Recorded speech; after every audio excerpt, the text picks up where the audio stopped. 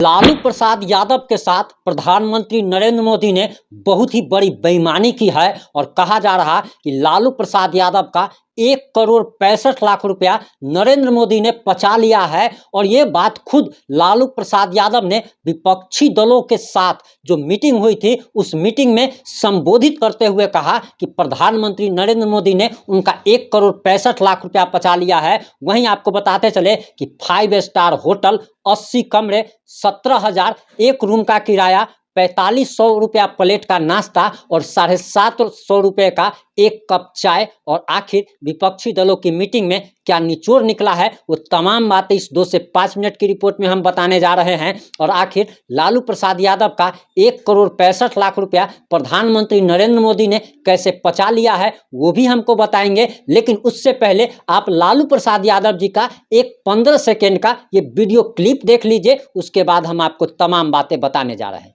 हमारे दीदी भी यहाँ बैठी हुई है, ममता दी निकल गई आज जब चले। तो सारे जो उस समय लोग थे हमारे साथी, बालू जी भी निकल गए। हाँ हाँ गए प्लेन है तो हम भी, मेरा भी प्लेन अभी निकल जाए। हम क्यों पीछे रहे, हम भी निकल जाते हैं।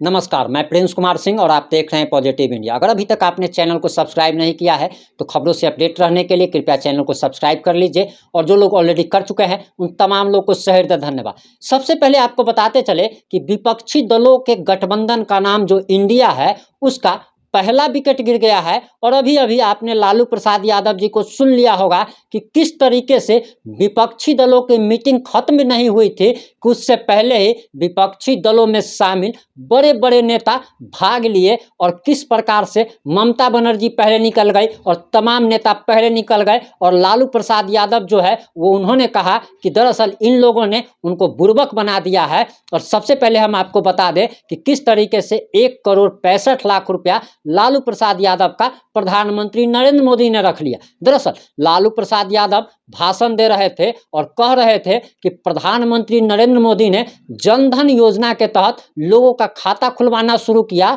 और लोगों को कहा कि 15-15 लाख रुपया सबके अकाउंट में जाएगा। लालू प्रसाद यादव ने बताया कि उनकी 7 बेटियां हैं और लालू प्रसाद यादव ये बात बड़े गर्व के साथ बता रहे थे कि जैसे उन्होंने बहुत ही बड़ा कोई ऐतिहासिक काम कर दिया है। उन्होंने कहा कि 7 बेटियां हैं और उन्होंने बहुत अच्छी बात बोली, बाल बच्चा पैदा।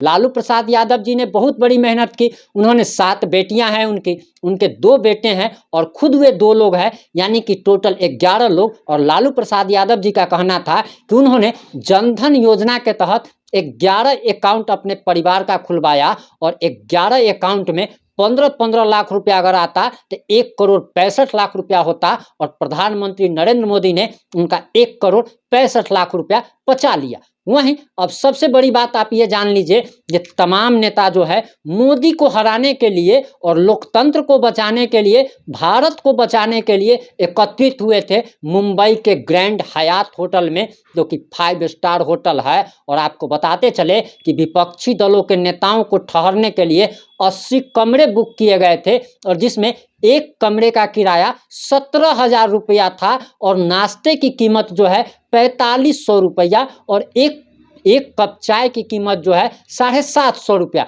अब जरा सोचिए कि देश की गरीबी मिटाने के लिए, लोकतंत्र को बचाने के लिए जो लोग शामिल हुए थे उसमें से सबसे पहले हम लालू प्रसाद यादव जी से शुरुआत करते हैं। क्योंकि एक बात आपको लालू प्रसाद यादव जी के बारे में आप और जान लीजिए कि भले ही लालू प्रसाद यादव से आप नफरत कर सकते हैं, लालू प्रसाद यादव से आप प्यार कर सकते हैं, लेकिन लालू प्रसाद यादव दुनिया का एक ऐसा व्यक्ति है, देश का एक ऐसा राजनेता है जिसको आप इग्नोर नहीं कर सकते, किसी कीमत पर नहीं कर सकते, चाहे आप भले ही उनसे नफरत करते हो। तो चलिए लालू प्रसाद यादव जी से शुरू करते हैं। ये लोग लोकतंत्र बचाने गए थे, गरीबी मिटाने। लालू प्रसाद यादव जी चारा घोटाले में सजायाफ्ता, लैंड फॉर जॉब मामले में सजायाफ्ता, लैंड फॉर जॉब मामला चल रहा है, IRCTC घोटाला और 2-3 घोटाला तो इनको पर साबित भी हो चुका है कि उन्होंने क्या क्या किया है। अब दूसरा नाम ले लीजिए दूसरा नाम है MK स्टालिन, जो कि करुणानिधि के बेटे हैं, स्वर्गीय करुणानिधि के। इनके ऊपर भी हजारों करोड़ का घोटाला है, इनके मंत्री जेल में है। तीसरा नाम है ममता बनर्जी का। ममता बनर्जी पर भी घोटाले का आरोप है। इनके भतीजे जो हैं उन्होंने कई 1,000 करोड़ का घोटाला किया है, ये भी लोकतंत्र बचाने के लिए गए थे।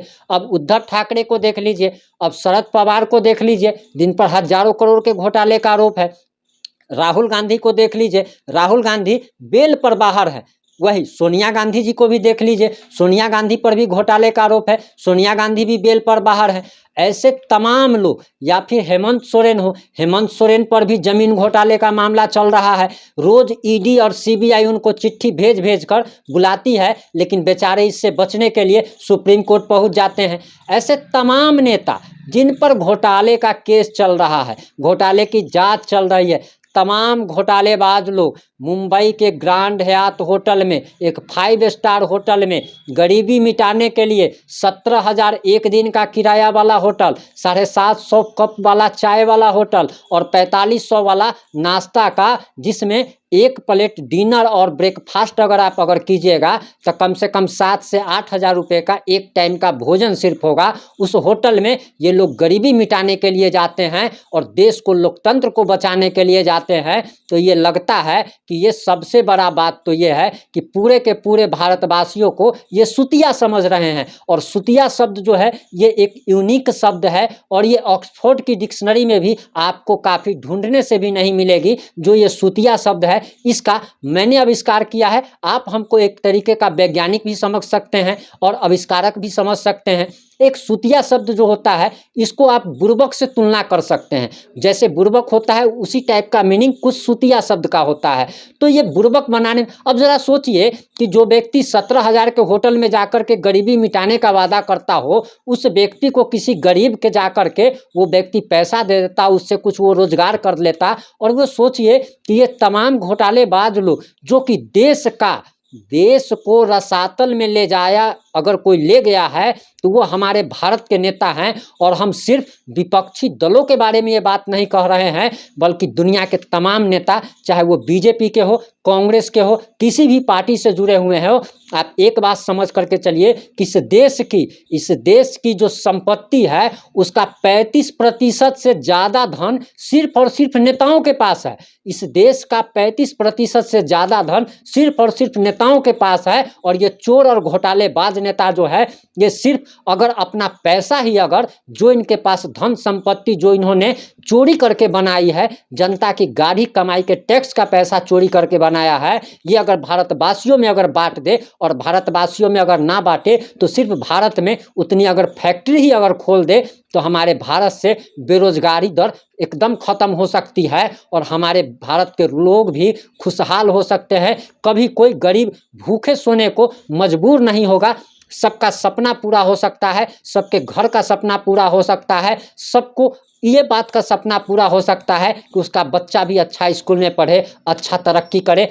लेकिन ये तमाम घोटालेबाज नेता जो हैं, जो इस देश का 35% से ज़्यादा धन पर कुंडली जमा करके बैठे हैं, ये लोग लोकतंत्र बचाने निकले थे। तो ये लोग एक तरीके से जनता को सुतिया बना रहे थे। और सुतिया बनाने की टेक्निक भी ज़रा देख लीजिए। ये तमाम नेता वैसे लोग हैं जो कि ममता बनर्जी कांग्रेस को फूटी आंख देखना नहीं चाहती थी, राहुल गांधी तक को गाली देती थी, और यही नीतीश कुमार जो लालू को गाली देते थे और लालू जो इनको गाली देती थी। और उसके बाद उद्धव ठाकरे को देख लीजिए कि जिनके पिता बाल ठाकरे कांग्रेस के विरोध में सब दिन जो व्यक्ति राजनीति किया, जो आवाज़ उठाया, आज उस व्यक्ति का बेटा जो है इन लोगों के साथ शामिल हो गया।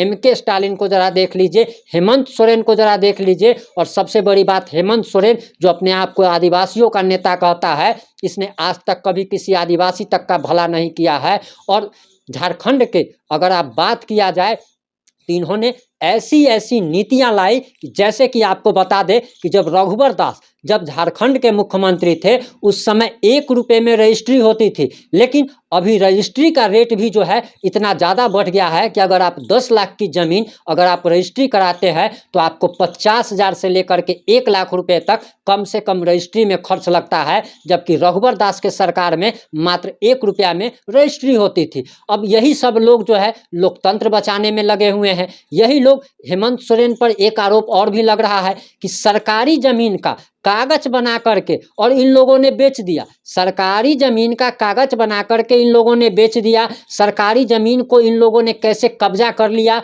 गलत पेपर बना करके, और इस मामले में जांच चल रही है। एमके स्टालिन का भी वही हाल है, तमिलनाडु के मुख्यमंत्री का, कि उनका भी मंत्री, 2-2 मंत्री जेल में है। अरविंद केजरीवाल, सबसे बड़ी बात तो शर्म आती है अरविंद केजरीवाल पर, जो दिन रात शीला दीक्षित के बारे में कहता था कि उसके घर में 36 एसी लगा हुआ है, और दिन रात सोनिया गांधी का पोल खोलता रहता था। जब भी मीडिया के सामने आता था तो कम से कम 50 पेज का दस्तावेज लेकर के आता था और मीडिया के सामने में ऐसे ही दिखाता था। और आज वही व्यक्ति लोकतंत्र को बचाने के लिए सोनिया गांधी की जय जयकार कर रहा है। तो आप यही बात समझिए कि ये लोग अपने आप को होशियार समझते हैं और जनता को सुतिया समझते हैं। आप इस मुद्दे पर क्या सोचते हैं? आपकी प्रतिक्रिया क्या है? आप अपनी प्रतिक्रिया कमेंट बॉक्स में जरूर दीजिएगा। जुड़े रहे हमारे साथ। जय हिंद, जय भारत, जय जय बिहार।